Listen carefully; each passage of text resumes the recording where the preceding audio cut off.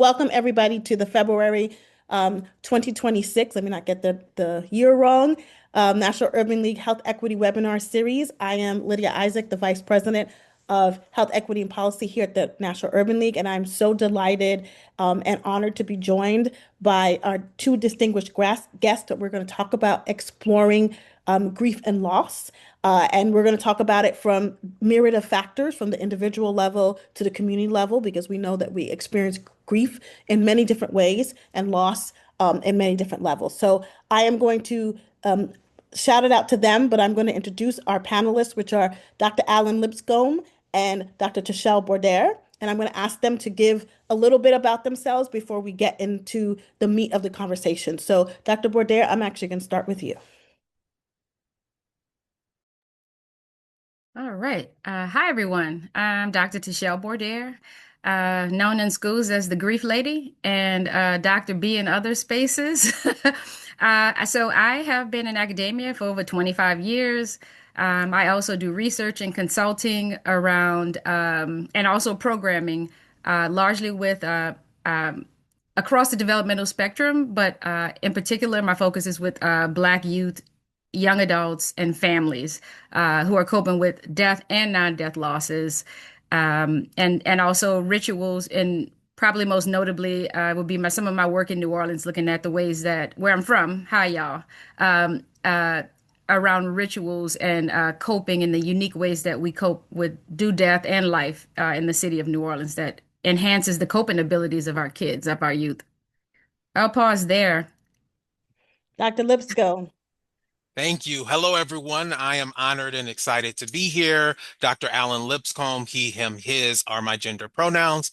I have been in academia for 18 years, 15 of which here at Cal State Northridge in the social work department, where I also serve as the associate chair and director of our Master's in Social Work online program.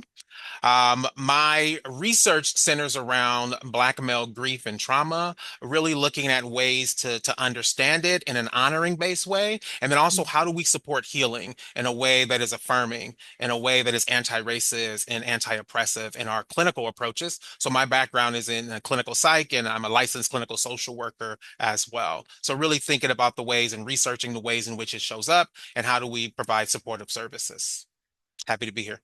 I love it. And I think, Dr. Lipscomb, you just put me into our first question. Let's just define what grief is, right? What is grief? What does that mean when somebody, when we say somebody is grieving or somebody's going to grief, and how do we recognize it and how do we understand what's happening?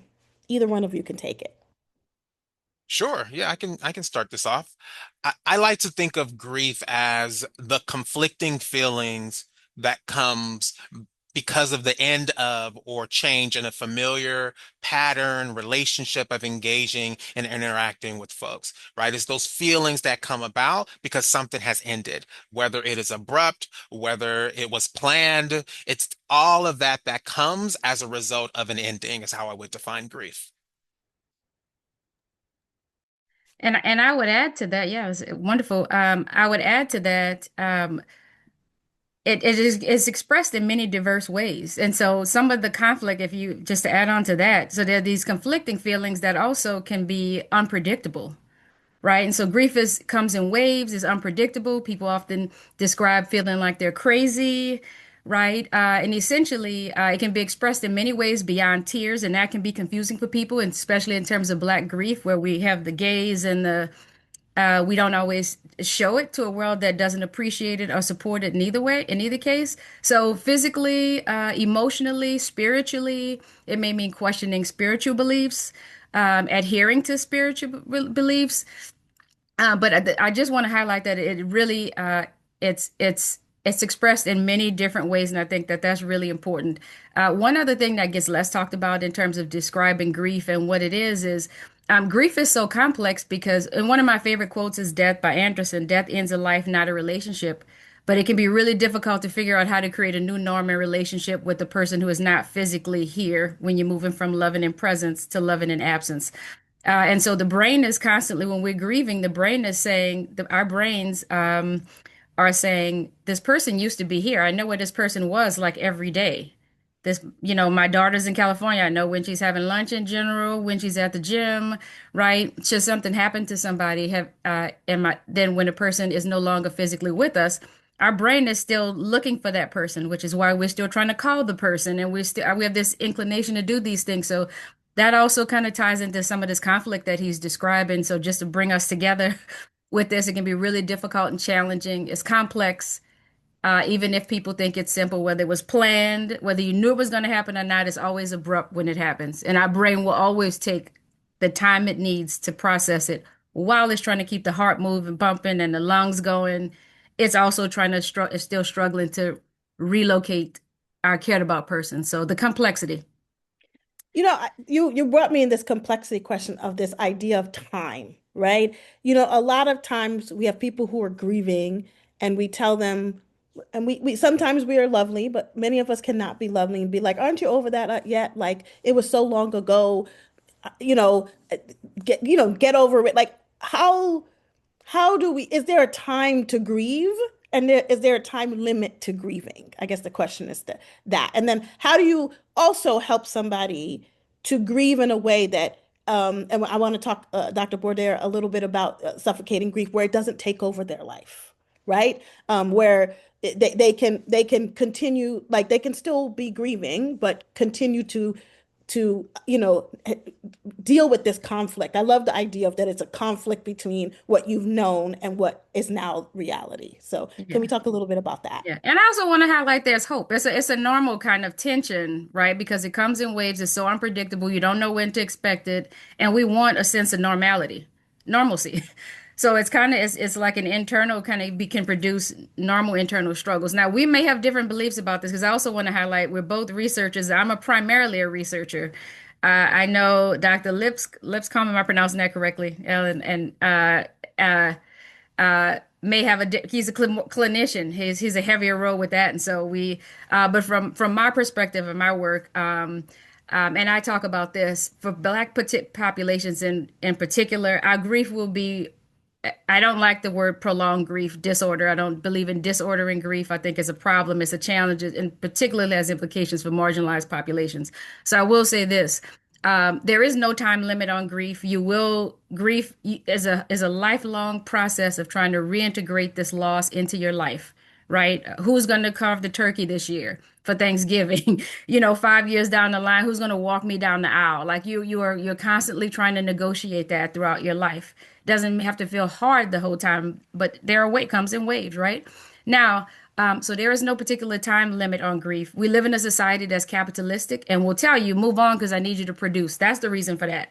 That's why I advocate for student bereavement leave policies, why much of my work is activism and advocacy, right? And the deal is suffocated grief is a concept that I developed through research with Black male youth, Black females, and college age populations who and families in general, and then also just across the literature, we see a lot of the youth that I work with were being punished. So suffocated grief really refers to the penalties and costs that are really disproportionately applied to Black and other marginalized youth for normal grief reactions, for typical. So when Black kid is aggravated in school or is tired or showing normal grief responses, they're more likely to be punished, to be put in special education by third grade. So it's the penalties and punishments that happen when people who are showing typical grief reactions are punished because they're not producing. That can happen in workplaces, and I'll wrap up, but I just want to say it's for everybody. If you just did an episode on caregiving, which I think y'all should check out, by the way, if you haven't. But caregivers, for example, will have to spend large amounts of time with their person who has cancer or whatever the case is. They're going to miss work, which means they're going to miss wages and potentially lose their job. That's suffocated grief. Like it means you're being punished for a normal need around grief, bereavement, and mourning. So I'll pause there, but it resonates with a lot of people across any racial background or gender or sexuality, any of that, because you may be punished unfairly. And again, it disproportionately impacts Black people who have more losses, actually, disproportionate number of losses. So we're at high risk for being punished, losing a job, being suspended, being expelled. And so that's my advocacy work around suffocated grief. So it's extremely important. It might be the most important thing I've done in my lifetime in terms of advocacy, and I've done a lot of things. So, but that um, I'll give it to my friend over here, my colleague. No, it's good. Good. I love everything about what you're sharing and saying. And as you were speaking, I was thinking about um, the timeline and time frame that you were bringing up. And yes, there is no time frame. There is no timeline. I think the other thing that becomes important for us to uplift in the space is that just because you have grief or are grieving doesn't mean that you are allowed to be bereft or bereavement. Yes, because bereavement is the process one goes through following the loss. And I think for many Black folks and Black men, and particularly in my work that I do, there's a missed bereavement opportunity because folks don't give them the space to, right? Society doesn't give them the space to. So a lot of the work that I do is really centering around the bereavement process and honoring the process that one goes through following a loss. Again, the conflicting feelings that comes about that. And when we're not given, or Black folks are not given that, that's the misbereavement part of it. I love that. I love that. And thank you for the folks who are putting stuff in the question and answer. I'm going to get to it, but I do want to I love that 'cause I think Dr. Lipscomb, you just got us to the place of thinking about this idea of collective grief. You know, what happens, and I think Dr. Bordere, what you're talking about is Black people go through more grief for lots of reasons, right? Like, and I'm going to start with like kind of trauma and violence, you know, watching, for example, Black men and Black women get killed by cops on television. Like I know I personally I do not watch those videos because I can't handle it, right? It's how I kind of cope and deal. Like I know it happens and I usually turn my head or change the internet whatever and I'm like I'm not watching that video. But it is a collective grief even if you are not there. This act that's happening to your community is it holds grief. And for people who are there, we think about St. Louis, we think about Florida with Trayvon Martin, like those communities had collective grief. So how do we talk about, deal with, and think about how we help people to cope with these things that may not have personally happened to them, but have happened to the collective of a community?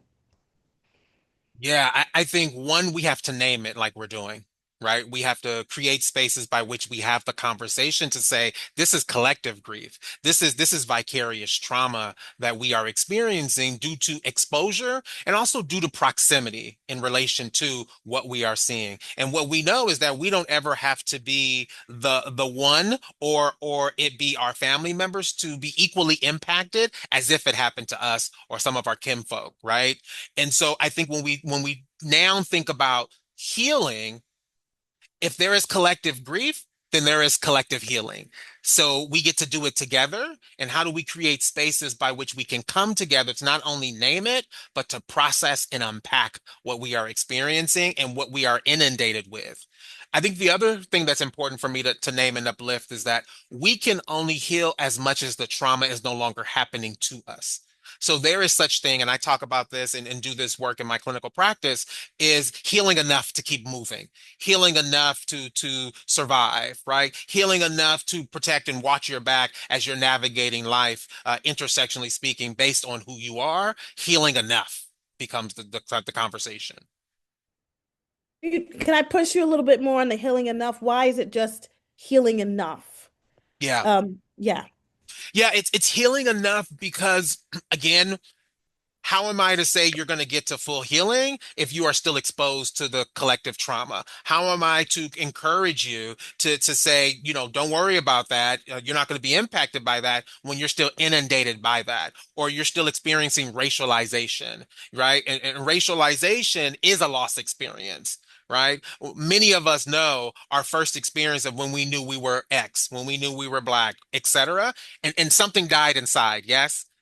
That's not going to go away, these experiences of racialization. So how do I heal enough so that I'm not internalizing what is happening to me, but I am able to place and name what is happening to me while I'm also coping with life as well?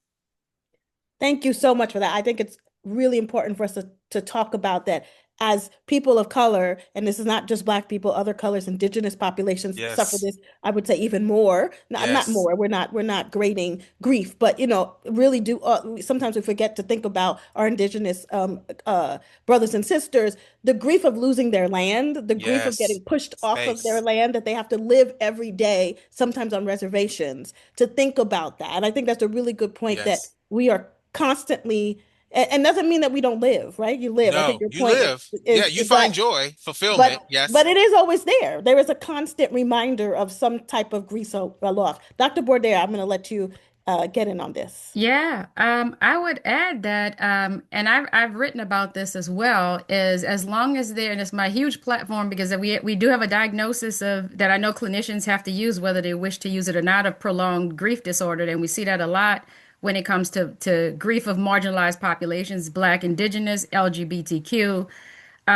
whatever the population is, we are more likely to be considered disordered, problematic. We've been problematized historically, right? And that is how oppression is maintained. And that's an important word to reemphasize throughout this time today. And so I've been a strong proponent of going against some pretty big minds out there, people with a lot of grant money, in terms of this prolonged grief disorder. Because as long as I'd like to focus more on prolonged oppression, as long as oppression is prolonged, as long as racism, sexism, homophobia, trans, all of those things are prolonged. That's what we need to be focusing on, and instead of problematizing human beings. And so, yeah, so we do grieve in community. So I wanted to highlight that, but yeah, we do grieve and heal, and heal in community, right? And which is why a lot of my work in New Orleans was really focused on. We do it. I mean, I'm gonna be a little biased here, but we do. I'm pretty sure we do it kind of best, almost. We're a good model. Just saying. In New Orleans, our rituals are centered around are very life focused. So they're focused on the life of the person who died. So you're not left with that horrific story, like you highlighted, Lydia, for your protection. Right. You have to do this is part of your healing process. You're healing enough. You can't function if you're exposed to these repeated images that will live, by the way, forever now due to social media. Traumatizing for families. Also, we've talked about vicarious trauma. It's like the trauma you experience, although you weren't there, don't even know the person. And then also the secondary trauma. If you knew the person and you're watching their images be displayed repeatedly in the media, right? Or it's another Black person. You could experience it because there's another Black or indigenous person who you identify with. And my colleague brought up proximity. That would be an example of that, right? A different type of proximity. You hate to see that. Sometimes I'm like, God, was it another Black? Was it another this? And now we're seeing that with ICE, right? And the horrific experiences that are occurring right now. So, but we do heal in community. In New Orleans, I'll just say that uh, there are high violent death rates, just like in Chicago and St. Louis and a lot of other big cities. But what we do is whether you die by cancer, natural health causes, stigmatized death or not, you will still get, if you wish, you have $200 for a band and your family wants you to have a second line funeral.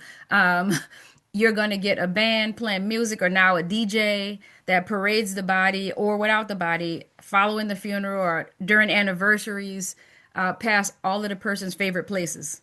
How cool is that? So it's like you might have the funeral, which my teenagers in my research described as sad, the church funeral, a funeral home, but they really love this other ritual. So I interviewed them about how they felt during these rituals. They really needed both, but the second line funeral ritual was this community kind of celebration of the life that person lived, no matter how short or long that time period was. And what a way to remember your cared about person, to know, oh, they like this school. This was their school. This was their favorite playground, library, whatever it was, bar. We don't know. It doesn't matter.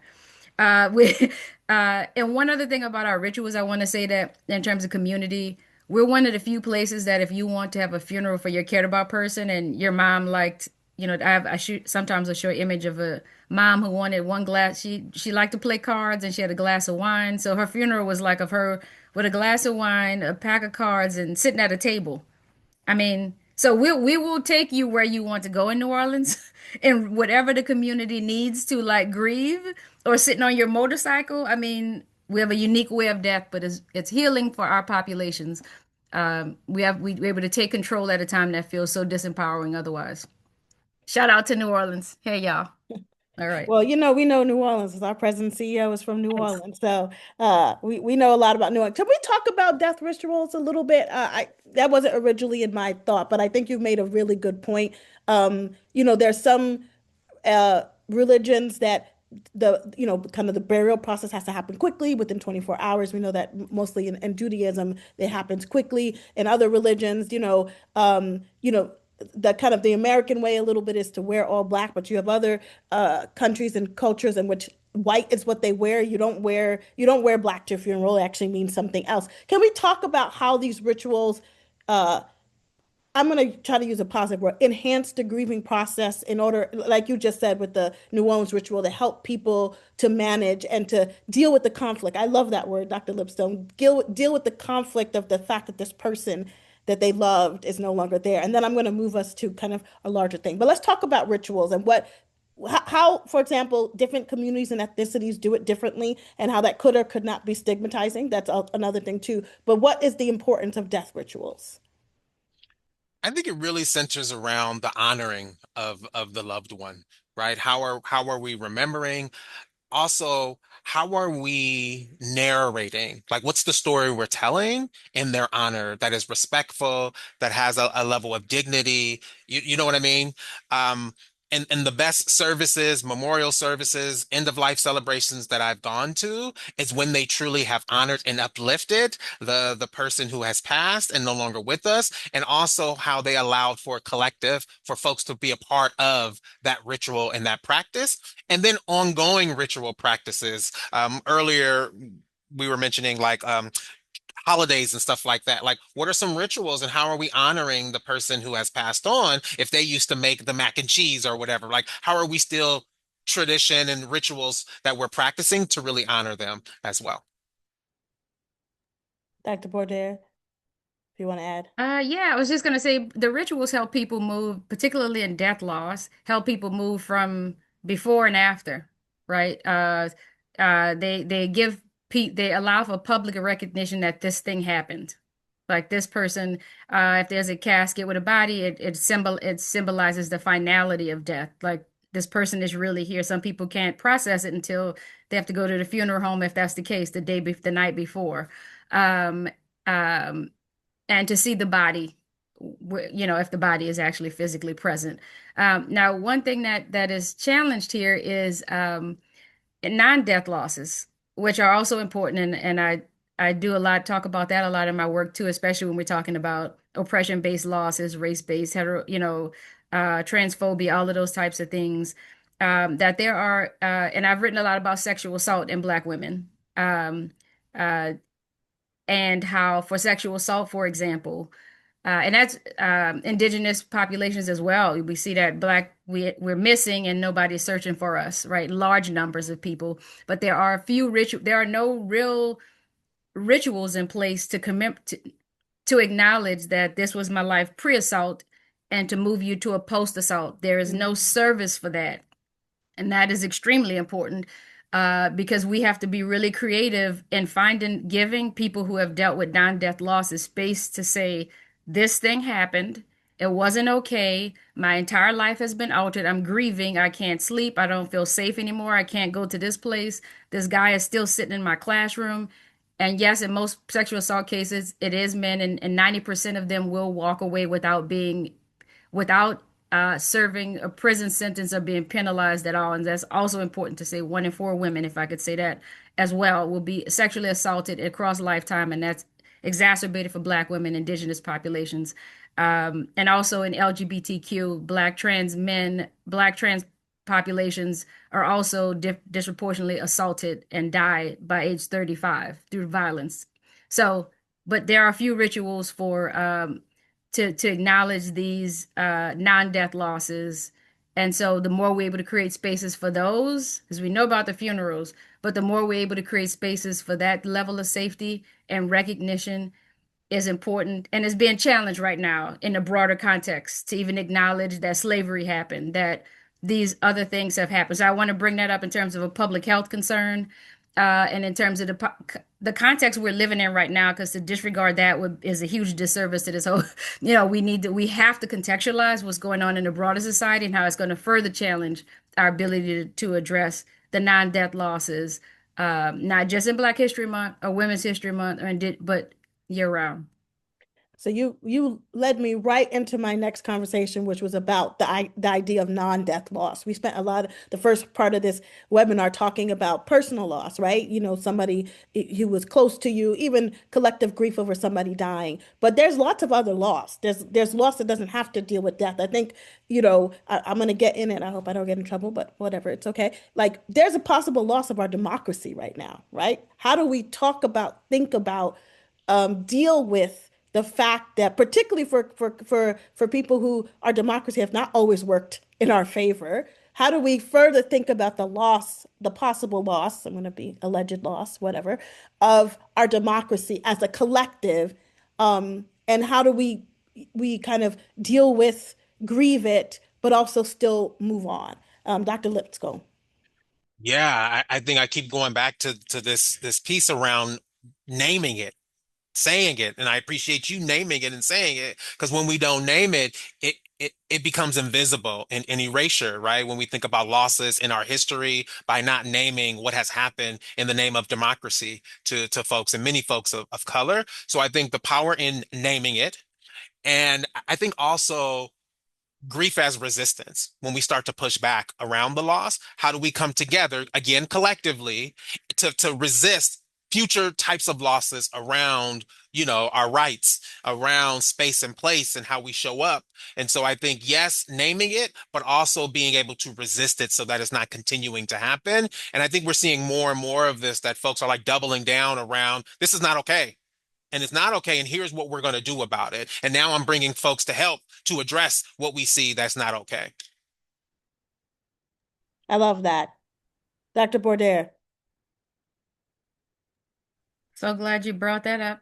And what you're talking about is social political grief. Mhm. And one of my colleagues, Darcy Harris, has written a lot about that. And I've written some about it in my social political grief as well. And um, it's fracturing for populations who, as you mentioned, have not fully been able to participate in it across our lives, across historically. In fact, we were three-fifths of a person at one point, right? And that has continued to linger for us. So we grieve this in many different ways. One way in which there is clearly a movement, well, not clearly, there has been a movement among Black populations at large, and Black women in particular, who tend to be the caregivers for Black men when they are disproportionately imprisoned, who who have been trying to carry who have been uplifting Black men since the time of slavery, without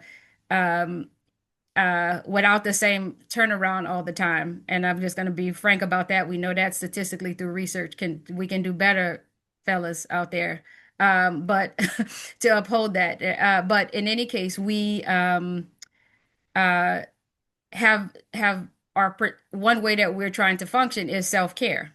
Mm. So if you look on at the news, you will not see a significant amount of Black women out there protesting because we've done the work. We're trying to rest up and heal.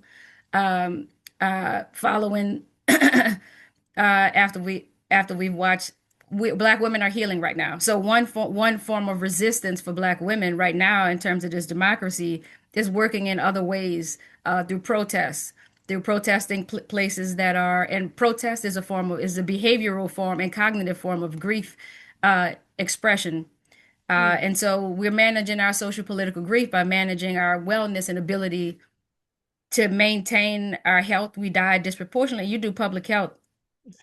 We die disproportionately. Black women, we live longer than Black men in terms of, and Black culture is the population I've most studied. So I just highlighting that again. We die disproportionately from everything, cancer, breast cancer, like everything. And we live longer with chronic illness and health. And so we have to take care of ourselves. And after this recent election, it was very clearer than ever that how important our self-care and wellness will be as the blueprint we've been described by many Black feminist scholars, that we have to take care of ourselves. And so that's a form of resistance. And joy. Mm. And joy is a form of that. And so I have a sweatshirt that says, if it costs me my peace, if it costs me my peace, it's too expensive. And so really being attentive to that. I drank my coffee. If I can offer one more thing now, like I literally now, before I race around to reset and do my house and all the things that I literally have to work to sit down and drink my coffee in this beautiful room of New Orleans rituals that I enjoy, but everybody else sits in. That I sit there and I'm like, no, I'm going to drink my coffee first because I do social justice work. I have to do this so I can live to see the vision that I created that was mine and that was Bell Hooks and all of these other scholars that led the created a path for all of us on this call right now. So I love that. I love that. And I do because we're not ending because we also have a whole bunch of questions. So I definitely want to get to them. But I do want to shift a little bit to, and once again, we didn't plan this. I promise you, Dr. Bordere and I did not plan this, but just shifting to this idea of how do we work with grief? How do we deal with grief? How do we not alleviate, but maybe alleviate grief in terms of self-care and joy? What are the things that people can do to help them with, I love, once again, I love Dr. Lipscomb and the conflict, to manage the conflict. Things like, so I have a t-shirt that says Black Joy is revolutionary. So same kind of concept. But how do we even in, and I love the examples that we were giving, like stopping by the person's place, telling their favorite joke, even in the grieving process, to remember who this person was, especially if they were a lighthearted person. Dr. Lipscomb, how do we think through starting to kind of work through what you were talking about, getting people healed enough to be able to, continue on? Yeah, I think a lot of the work that I try to do is encouraging folks to give themselves permission to feel the conflict, to feel the good, to feel the pain, to feel the joy. Like that's a part of the wave of grief that it comes and go. And sometimes it's more powerful and strong on certain days, and sometimes it's more lighter and quieter on other days. But just being able to receive it without judging self, without feeling like you are bad because you haven't thought about them or you forgot their birthday or anniversary, or because you've been thinking about them more so lately, or situations, right? If we're moving away from physical losses to like situational or contextual environmental losses, how are we honoring those experiences and naming that? What I see is that there's a lot of apology for emoting and sharing the conflict in the space. Like, oh, I'm so sorry. I'm so sorry. I'm crying again, or I'm talking about this again. And it goes back to that time question. I should be over this. I should be able to talk through this without. And my response is no. You're right where you need to be, and it's okay. It's okay that you are allowing yourself to cry or to be frustrated or be upset. So not policing emotions becomes important. I think also not talking at folks, but really talking with them throughout their bereavement process is how we begin to assist with healing.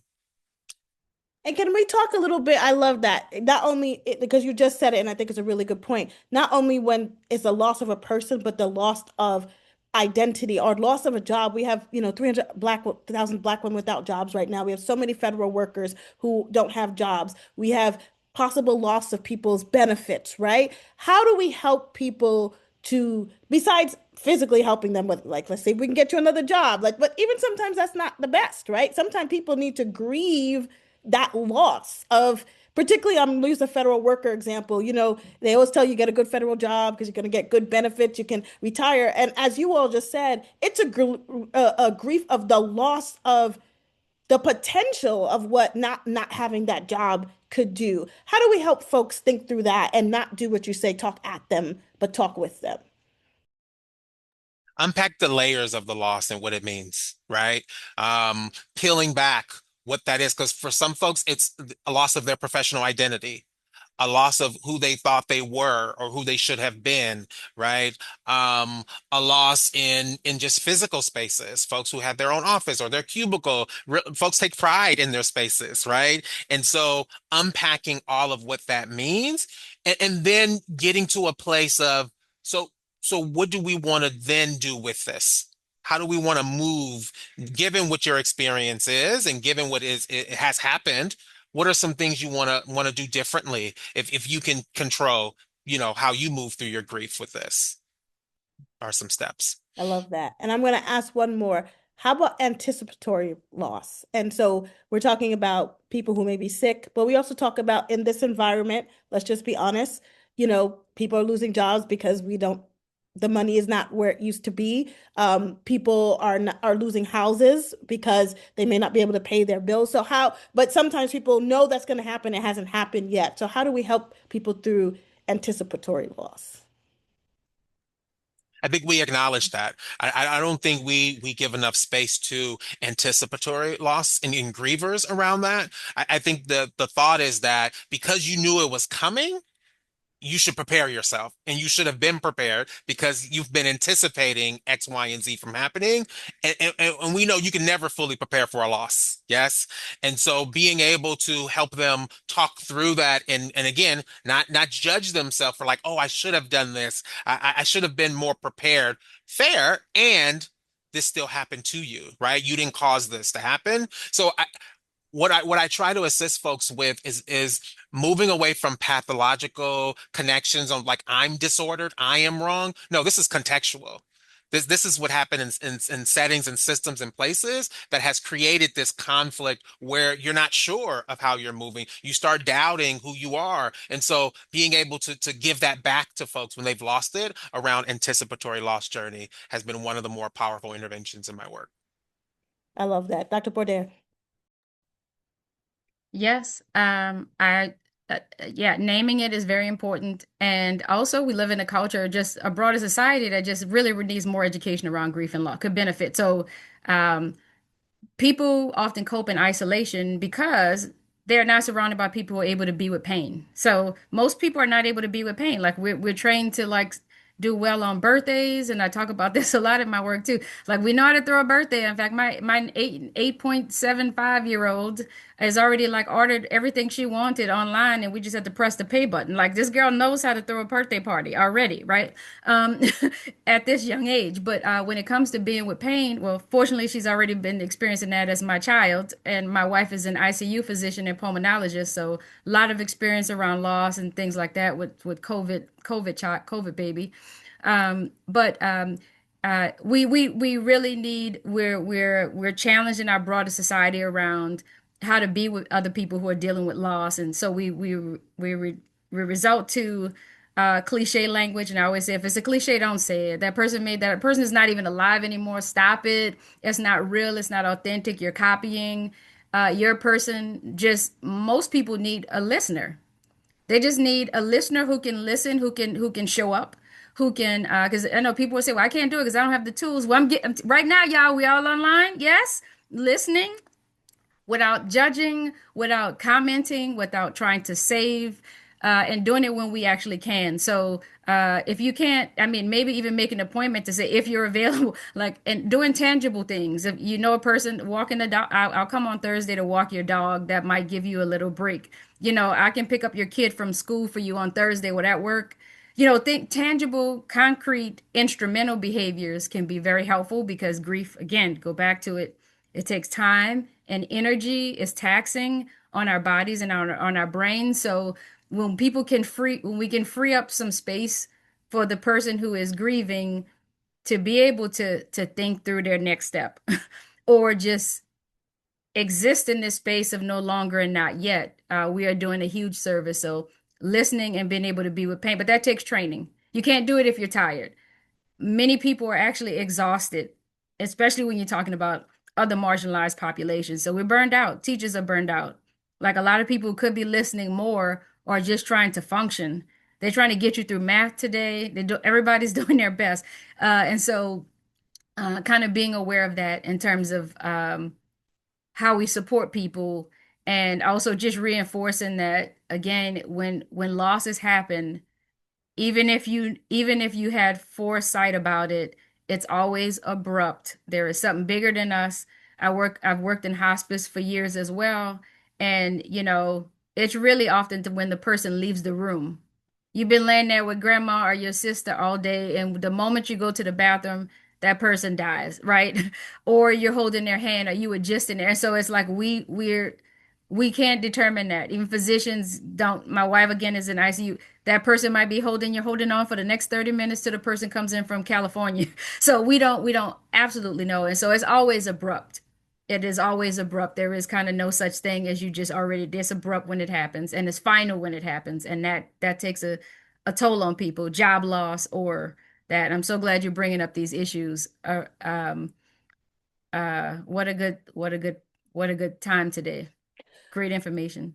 So before we get to the questions, I do want to talk about something that you said, Dr. Bordere, but I think it's really important is that we don't have enough kind of ways of thinking about the before and after, right? I go back to this comment and it's in the comments. Somebody's like, I hate when people say get over it, right? It's true. Like you Oh, can't tell somebody get over it. But I don't think you made a really good point that I don't think we have. I think we're better at a death of a person, right? hmm Like you said, hmm the New Orleans rituals, but I don't think we're as good at thinking about, particularly, I think you made some good points about health before and after, for example, a cancer diagnosis or a heart attack or a disability, right? Like hmm somebody who, I'll use the example, I've used it before, my dad is losing his eyesight, right? And hmm so him trying to navigate as an older person who's been had his eyes his whole time and is now losing his eyesight and is trying to figure out like the before and after, right? Or even happy things before being a mom and being a mom, or before being a Yes. dad and being a dad. That changes your life, and it's not a bad loss, but it's a loss of certain types of independence, being able to just get up and go and hang out with my friends because now I have this other human I have to keep alive, right? Both parents have to keep this human alive. And so I want us to talk a little bit more about most of the people on this call, not all of them, are folks who are working urban leagues across this country. How do we support, or what are the things that they can do to help people, not only deal from death and loss, but these other kind of intermediate or personal or kind of not a person, physical person loss, but loss of kind of things and independence and theories. I'm not saying that 100% right, but I think y'all get what I'm getting. So either one, I think it's important for us to Yeah. talk about helping people do that. I'm going to start with the research and kind of clinical and kind of programmatic piece, and working directly with uh, families and teens and young adults. And uh, again, when we're talking about marginalized populations, and I have to come back to that time and we're going to disproportionately experience everything you're describing. My mom has glaucoma right now. Her vision is changing. I'm worried about her independence in driving. That's going to harm her, right? Just was diagnosed with breast cancer. Like all of these things are simul. We tend to also deal with like complex, multiple layered things as a part of intersectionality. And so again, what we deal with is very complex. Now, some of our coping mechanisms have been, our spirituality, which gets us through a lot, right? Oftentimes, right? The joy we tend to find that has gotten us through a lot, right? Um, uh, we also again are dealing with all of this in a society that keeps saying that says keep going, and also trying to balance out how we deal with spirituality with folks, right? And we also live in a world that tells you, on the one hand, capitalism is like, go produce and make, and you're valuable if you do. And the second you can't because your vision changes or you have a new adulthood disability or whatever, you become less valuable. I like to say put on the reduction shelf, like you're on the clearance rack now, right?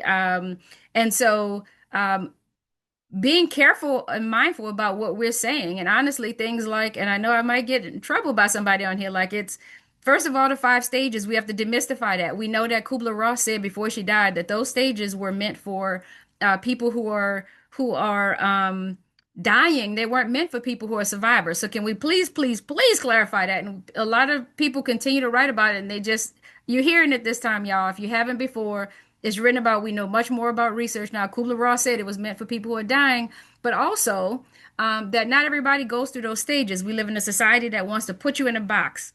You're angry, you're accepting, you're denying, and that's not how grief goes. You can experience a myriad of emotions, and so once you do that, you're starting to misjudge somebody. I'm like, well, Lydia, well, she wasn't saying nothing today, so she's in denial. So we end up it's frustrating. So don't listen, don't do it.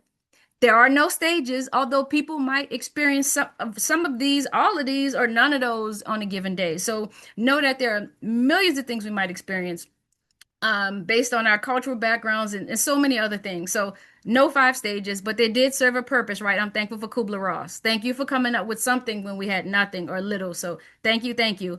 And then finally, I want to just say that um, again, education, I can't say that enough. Education around how to be with pain so that when a person and how can we create spaces, I usually say in clinical spaces, how can the therapist or in education systems, I do a lot with schools, a lot of trainings around grief and loss in schools for teachers so that they're giving proper support to students in the university settings. Um, what kind of space can you create for them in the classroom or in a clinical space that feels safe? Even for just that minute, you have a mom who's in there who's charged with all of these things. Can you say, for this hour, you're our focus? Like, how are you doing? Your kids can't ask you for nothing right now. Your boss can't, like, in this hour, how can we create space for you, like right now? Some of it is on demand, but mostly the human presence, how to be with pain. And actually, there's a whole list I'm glad to share another point of things like try to avoid, but how to be present. Remember that person still is valued. Might not be in a teaching job right now, but you still are perfect. Like you still are that. Your dad is losing his vision, his eyesight. What are some ways that we can prepare for that? Well, you did books on tape now. What are some other things? And also acknowledging this was a big part of your life, like constant acknowledgement of that. You're not crazy, Dad. This is a big adjustment for you. It's going to take some time. And until that moment, we're going to keep making sure you have spaces to do what you need. Like and also for you, and knowing what kind of things is your dad like? Like, check studying him like you never studied him before. Like you can't bring back but what kind of things can you offer in a constant affirmation that this is hard? This is hard. It's actually kind of unfair. But we're not going to say, you know what, it was God's will, Pops. And I want to say again, if the person says it, yes. But a lot of the things we say to people, also with material losses, we say, well, it was, thank God you have your life. Because the possessions don't matter. They kind of do. So I am also about acknowledging that no, their house matter because they're unhoused now. So we can create space for both. Both your life mattered, and yeah, your computer with your manuscript on it, yeah, that matter, or your book project, or your photo albums, yeah, those matter too. They're part of your history, and so creating space for both to matter, and stop minimizing people's losses because it makes you feel better. You walk away like a happy carrot, and that person is distressed because you felt better to say, well, at least you alive. Well, yeah, but I didn't even have insurance. You get it? So there's space for both. I'm sorry that you lost your house. That your family lived there for 20 years. Like that. We're gonna figure something out. But my family lost their houses twice, Hurricane Katrina and something else, then a tornado. No, they're at a whole nother income status now. Right? I'm helping now because they did lose pictures, historical facts that you'll never get back. So it is a loss, and it counts. No, It I love counts. it. I love it. Thank you, Dr. Bordere. That's important. Dr. Lipscomb. Yeah, you real talking over there. I was like, yes, yes, yes. I'll say three things in relation to this. Recognition, right? So Mm. recognizing becomes important. What was that like for them? What is it like now? Without minimizing, without hijacking and decentering their grief experience and loss experience. And I think sometimes we think we're helping by saying it's okay, but you can do this. Going back to what Dr. Bordere was saying, Pops, Dad, don't minimize, don't rescue, and don't hijack. Allow them to feel that emptiness experience of what that was like or what it's like now not having. So recognition. I think the other one is accommodation. How do we then accommodate, given that now your vision is different, given that you can't walk as long or you can't drive anymore? So how do we accommodate with dignity, with integrity, and humility? And then finally, the third one is inclusion. How do we ensure that we are still including them in the process, in the family, et cetera, versus excluding them or dictating and directing without honoring voice? They still have a voice. They still get to say, right? We want to honor self-determination. So I would say those three things are what folks can do is to recognize, to accommodate, and inclusion. I love it. That's fantastic. Okay, so we got a lot of questions and a lot of thoughts. So I'm going to start with a couple of the thoughts just so I can get them all on. George Wooden says we're all kin, which you're right. We answered that live. I think, Dr. Bordere, you talked about how can religious traditions support or hinder the grieving process. I think you talked a little bit about that, but I don't know if we want to tackle that a little bit more. I just have one sentence about it. Rely on the person to tell you what they need. People who are dealing with loss, they know what they need. Even if it's a day that they don't know what they need, they know that they don't know what they need today, right? And so listen, follow their lead. And I strongly, even in a church setting or a temple or wherever you are, it's still always important. People vacillate in terms of their beliefs and relationship to a higher power or whatever their belief system is, giving them space and avoid. I like to say, I guess that's three sentences. Hold the light for a person. So if you want to think it's God's will, that's up to you. You go write that in your journal. That's your perspective. But I like to think of it as I hold a light for people when they're dealing with things and they can't see it yet. I'm still holding it for them, and that's a true act of compassion and humility and all of those things. So not imposing religious thoughts or beliefs, even if you think they're helpful. If the person says it's God's will, then you can say yes, it is. But some of the religious beliefs about being strong in the Lord and these kinds of things can get misinterpreted.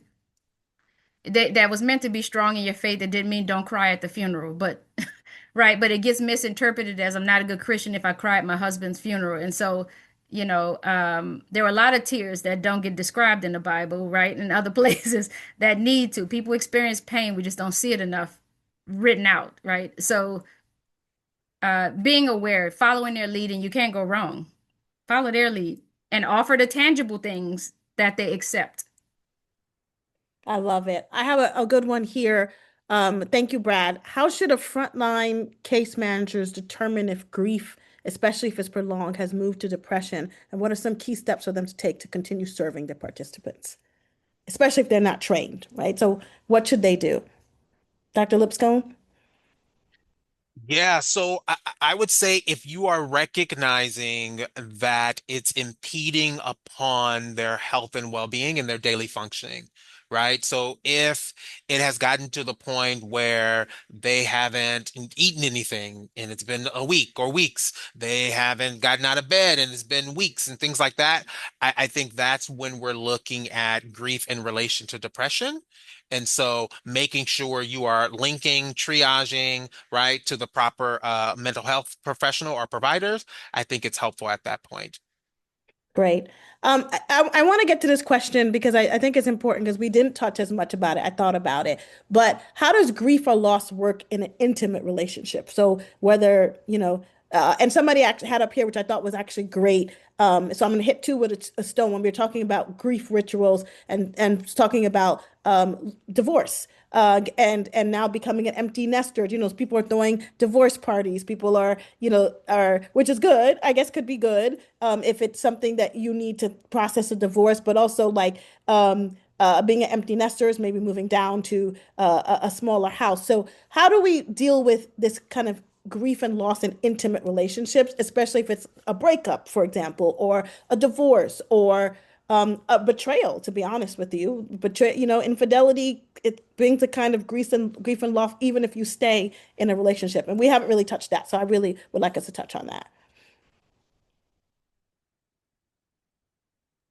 You want to start, or I'm glad to. I have uh one is and I do a lot of this with young adults too, is in terms of coping is if it's a divorce, avoiding some people will commonly say, do I keep the picture out? Do I wear the ring still? Can I wear the engagement ring but not the wedding? Like these usually it's very tangible things. And so one thing that and I actually can't recall the researcher's name right now, but I do want to properly credit. It wasn't my idea, but it was about reunification fantasies and trying to remove those. So it's like, do I put the pictures up? If it creates reunification fantasies, yes, right? So do I take the pictures down? Like, are there things that might hinder my ability to, both process the loss and move forward? You want to try to avoid those things, right? You can limit contact with there because there's a loss of the other. If in a divorce, you've lost the other person's family, even if you love them. Some people stay with their person just because they like the sister-in-law.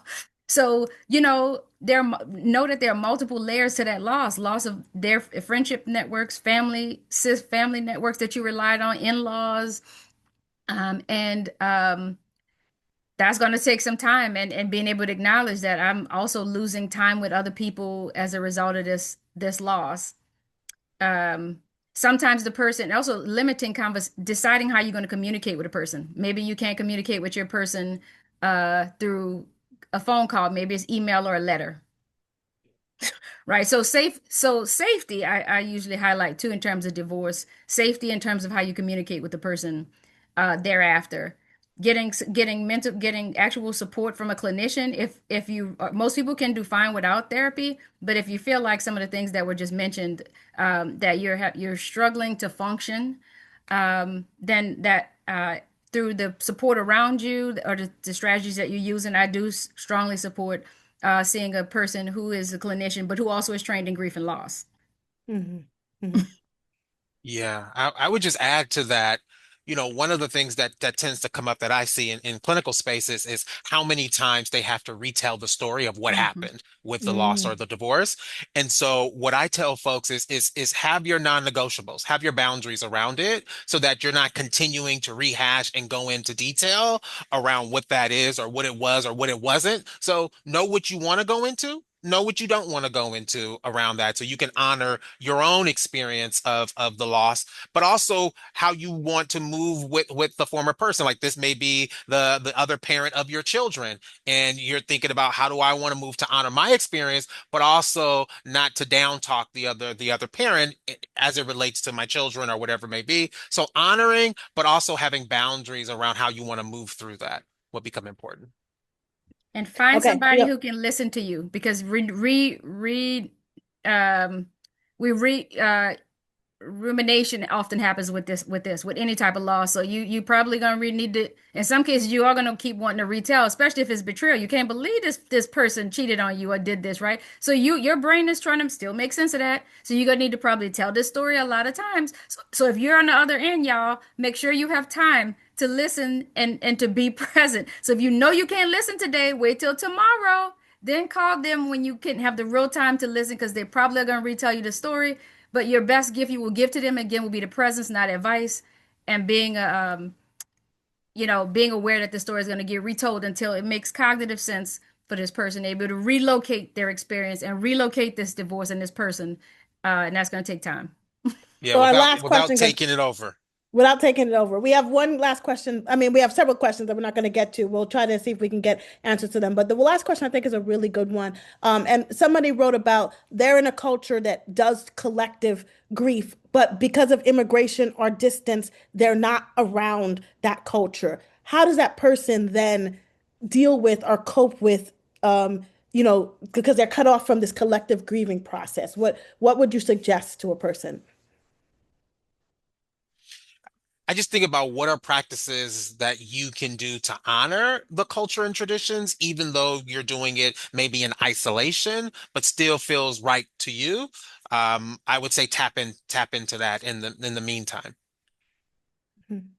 And I would add to that ancestral connection because if you think back to COVID, we were all kind of isolated and spread out. I did online rituals with like hundreds of Black people, and people work with them online. So, an ancestral connection, you still have all of your rituals, traditions, your prayers, or whatever it is that you use, they are still there. Your ancestors, those people who are physically distant from you, are still with you in a different way. I think that's actually a beautiful way to end, that our ancestors are always with us and always there for us to tap into to help us to deal with grief and loss. I want to thank you both, Dr. Lipscomb and Dr. Bordere, for this wonderful webinar. It went so fast. I have 11 questions still left that we didn't get answered. So just thank you for everybody. I know we're over time, so I want to be respectful of people's time, but I hope everybody has a wonderful day and took wonderful things out of this to listen, to tap into your ancestors and just be there for people because we're all going to be in this grieving and loss process. Thank you so much. Have a great day, everybody. I'll see you next month. Bye.